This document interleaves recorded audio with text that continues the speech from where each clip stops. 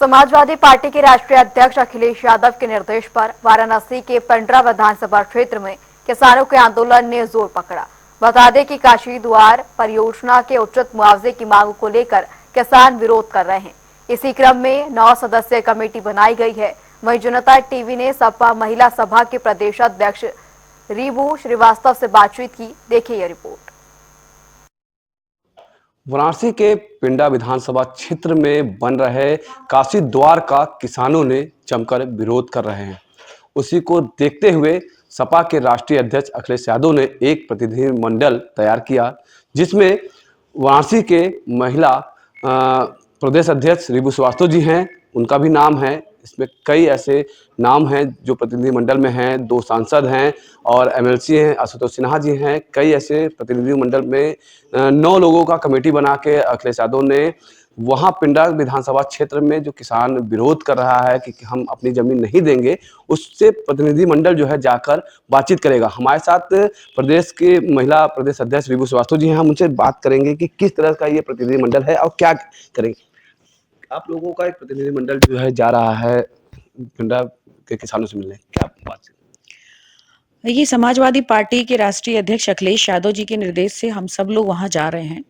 चूंकि हमारी पार्टी के नेता राष्ट्रीय अध्यक्ष जी किसी भी मुद्दे पर, चाहे वो किसानों, नौजवानों, महिलाओं, कोई भी मुद्दा हो, इस प्रदेश में जनहित के मामले में जब भी कोई मुद्दा उठता है तो उसमें आगे बढ़ चढ़ करके उनका साथ देने के लिए खड़े होते हैं। और उसी के तहत हम लोगों को आज पिंडरा जाने के लिए कहा गया है, निर्देशित किया गया है। आज किसान कई दिनों से परेशान हैं। वो अपनी जमीन नहीं देना चाहते हैं। इसके बावजूद सरकार जबरदस्ती जमीन को अधिग्रहण करने की योजना बना रही है और जबरदस्ती कर रही है।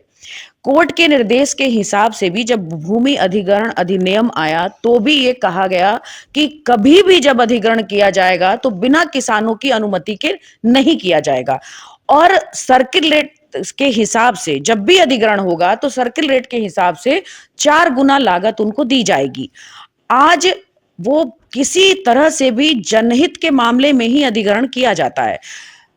सबसे बड़ी बात है कि वहां जो अधिग्रहण हो रहा है वो कहीं से जनहित का मामला नहीं है। एयरपोर्ट जब बन रहा था तो वो एक नेसेसरी चीज थी। एयरपोर्ट बनने के लिए, उसका विस्तार करने के लिए किसानों ने अपनी जमीन दी।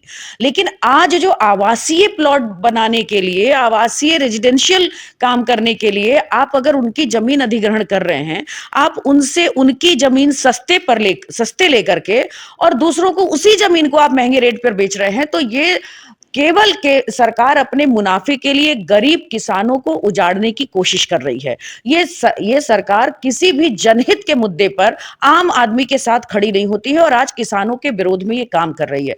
जो सरकार ये वादा करती है कि किसानों की आय दुगनी होगी, आज किसानों की जमीन को जबरदस्ती कब्जा करने के लिए उनका पूरा तंत्र लगा हुआ है। बनारस और गोरखपुर को छोड़ करके सर्किल रेट तो बढ़ा, हर साल जिस तरह से सर्किल रेट बढ़ता है जमीन का, लेकिन बनारस और गोरखपुर में सर्किल रेट 2017 के बाद आज तक नहीं बढ़ा है। 2019 में बढ़ने का समय था, लेकिन 19 से लेकर के 26 तक आज सर्किल रेट जब बढ़ा ही नहीं तो आप उसकी 4 गुना दाम कैसे देंगे। आज जहां पर वो 5 लाख 6 लाख रुपए बिस्सा जमीन लेने की बात कर रहे हैं, वहां वो उन्हीं किसानों से, जो बिल्डर हैं, जो कॉन्ट्रैक्टर हैं, वो उनसे 20 लाख रुपए 25 लाख रुपए जमीन ले रहे हैं। जनता टीवी के लिए नोमेश श्रीवास्तव।